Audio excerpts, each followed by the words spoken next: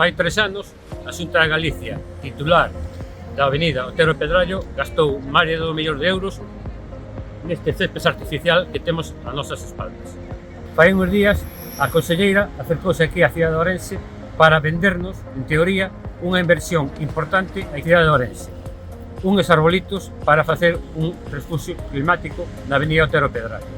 Pero eso non é o que queremos os socialistas, como levamos anos e anos reivindicando. Nós o que queremos é que se soterre dunha vez por todas a avenida Otero Pedrallo, que comunique as dúas zonas do campus universitario e máis a futura edificio administrativo da Xunta de Galicia. Levaremos ao próximo pleno da Diputación unha moción donde dicimos claramente e donde reivindicamos tanto o alcalde de Ourense como o presidente da Diputación que non se conformen con migajas e reivindiquen dunha vez por todas o soterramento da avenida Otero Pedrallo en beneficio de todos os cidadáns de Ourense.